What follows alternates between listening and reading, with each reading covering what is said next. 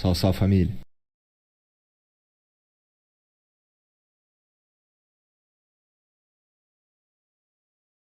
Não, na minha opinião, ninguém agora está ainda na glória com Deus. Até um dos textos que muita gente pensa que promete a vida eterna é o texto do ladrão na cruz, onde Jesus falou, em verdade digo que hoje estás comigo no paraíso. A minha tese de doutorado na Universidade Católica foi sobre o grego desse texto. E eu descobri uma regra do grego ali, que quando o advérbio está entre dois verbos, ele qualifica o verbo da antecedência. E no grego, quando diz amen soi lego, met semeron esse ento paradeiso, em verdade digo, hoje estás comigo no paraíso, não é que hoje ele iria para o paraíso. Hoje, enquanto eu te declaro isso, você vai comigo para o paraíso. Que era uma expressão idiomática do hebraico e do aramaico da época de Jesus. Estou dando um resumo assim, mas eu respeito as divergências de pensamento. Tem uma... A verdade é que a gente não tem essa certeza. Eu estou falando pela leitura bíblica, né? E a Bíblia proíbe consultar os mortos. A Bíblia fala que isso é abominação, Senhor.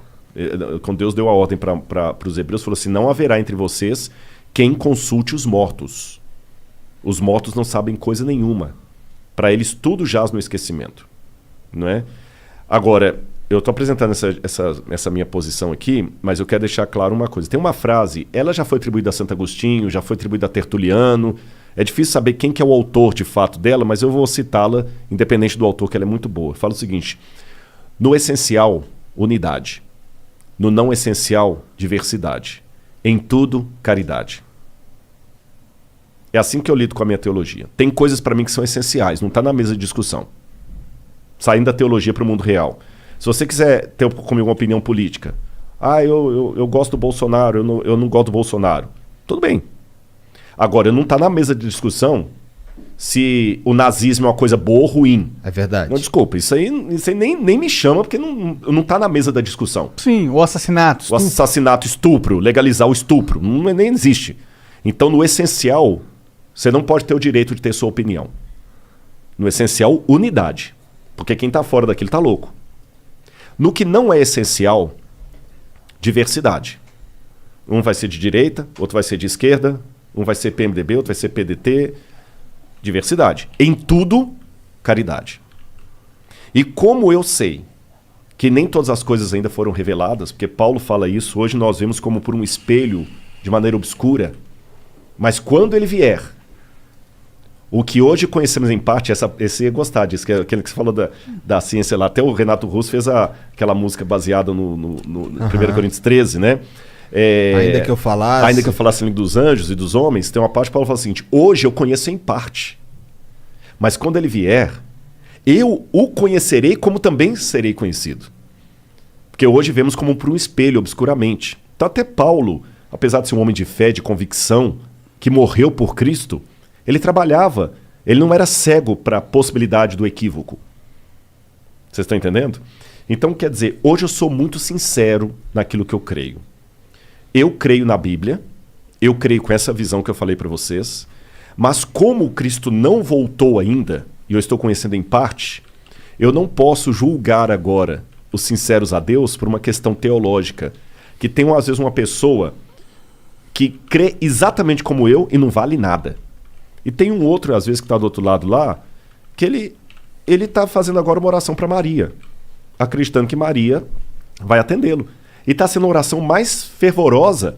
Tem uma música do Padre Zezinho que fala o seguinte, às vezes o ateu que faz perguntas é mais sincero do que eu. Então, hoje, até que tudo se esclareça, você não pode julgar as pessoas pela crença teológica que elas apresentam. Isso não significa, deixando claro, isso não significa que eu não deva me posicionar teologicamente. Você entendeu? Não é um caso... assim, para ficar bem aqui na fita com todo mundo. Se você perguntar assim, Rodrigo, o que você acha das entidades espíritas, da entidade mediúnica? Você acha que realmente a alma aparece ali? Aí eu fico caladinho aqui e não falo nada só para... passar de politicamente correto. Politicamente correto? Não, eu tenho que posicionar. Eu tenho que respeitar a opinião, não falar assim, não é. Para mim não é. Por causa disso. Então... O que acontece quando Jesus voltar? Tipo, a Bíblia fala? Fala. O que acontece exatamente? Bom, em primeiro lugar, a Bíblia fala que será um acontecimento extraordinário. Ele virá nas nuvens do céu com poder e grande glória. Todos os anjos virão com ele. Os mortos em Cristo ressuscitarão primeiro. Aqueles dentre nós que estivermos vivos seremos arrebatados para o encontro com o Senhor nos ares. E ele nos levará e aí fará tudo novo. Que o Apocalipse fala, depois vai ter um período de 1000 anos. E aí fala, eis que crio novos céus e nova terra. Porque o primeiro céu e a primeira terra passaram e o mar já não existe. Não é que não vai ter praia. O mar é a divisão dos povos no Apocalipse. E ele fala, eis o tabernáculo de Deus com os homens. Deus vai enxugar dos olhos toda lágrima. Já não haverá mais morte, nem pranto, nem dor. Eu estou aguardando a volta de Jesus. Não sei quando será. A gente pode ter indícios proféticos, como a de Daniel lá, que apontam que estamos vivendo tempos solenes.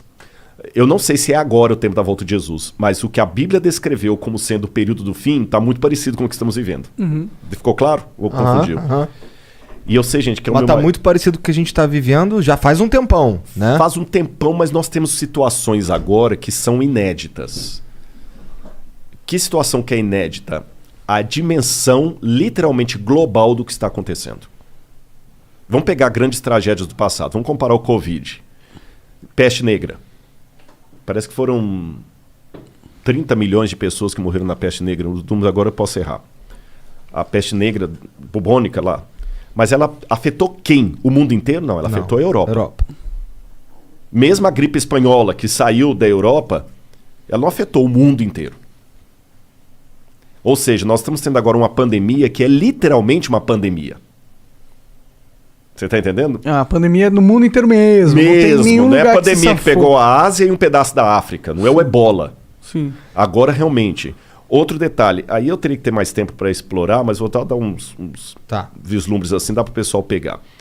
O Apocalipse fala de coisas que iam acontecer antes da segunda vinda de Cristo. E fala do surgimento de poderes que iam dominar o mundo e que o mundo inteiro seria unificado economicamente. Que vai ser dada a marca da besta. E não poderá comprar nem vender, senão aquele que tem a marca e o número de sua besta, o número do seu nome, etc, etc, etc. E muita gente coloca interpretações a despeito do que eu falei de respeitar o diferente, mas tem coisa que beira a insanidade mental. Eu já vi gente, por exemplo, sendo contra aquele... Sabe antes de... Tô ligado. O cheque de... O termômetro, né? O termômetro lá, porque fala que é no pulso e na testa, então a marca da... Pô, não é por aí.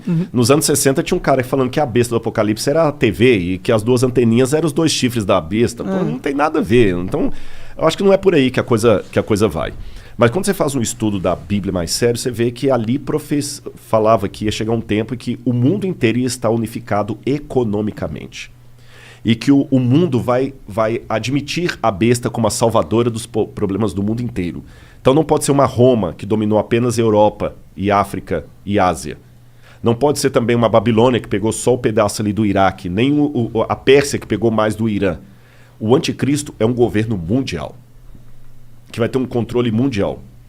E muitas coisas que há décadas atrás eu não teria como responder para vocês, ainda que hipoteticamente, hoje que no campo das probabilidades eu tenho. O mundo hoje não precisa estar unificado em termos de países para que tenha um domínio mundial. Eu tenho consciência, gente, que o que eu estou falando está beirando muito a teoria da conspiração. Vai. Eu sei que está beirando. Mas sabe, não se falsifica uma nota de $3. Por que não falsifica uma nota de $3? Que todo mundo sabe que isso não existe. Não existe. Você pode inventar uma nota de $3. Falsificar, não. Você só falsifica o que existe. E o que existe é muito parecido com o falso. Então, olha como é que nós estamos num grande conflito cósmico entre as forças do bem e do mal. E o bem não quer que o mal prevaleça. E a melhor maneira, às vezes, de confrontar o bem não é negando-o. É colocando uma coisa parecida. Mas que seja ridícula. Por isso que a Bíblia fala que nem sempre o inimigo das trevas, o príncipe das trevas, que ele vai apresentar preto no branco. Ele vai apresentar cinza. Porque pessoas vão fazer expulsão de demônios e que não são de Deus. Vão operar milagres e não são de Deus. Vão falar de Jesus e não são de Jesus. Então, por exemplo, vou dar um exemplo para vocês. Se a Bíblia é um livro sério, como eu estou falando, mas chega o camarada e começa a fazer um monte de falcatrua. Tem um camarada na internet aí chamado Neuromágico. Não sei se é brasileiro? Brasileiro. É um cara legal pra vocês trazer aqui. Eu acho que ele é ateu, não sei, deduzo. Deduzo que ele é ateu. Ele fala de maneira respeitosa, mas ele duvida de tudo enquanto Ele é cético. É cético de tudo.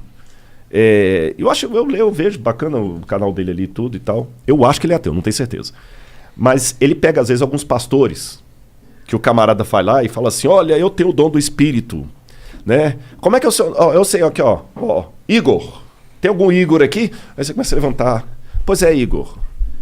Saiba que hoje o Senhor vai te visitar. E começa a falar coisas. Tá me vindo aqui na minha mente a rua tal, tal, tal. Aí esse neuromágico mostra que depois desmascararam que era a mulher do cara que tava lá no Facebook Pesquisando. pegando os dados do Igor e passando no ponto pra ele. Você tá entendendo?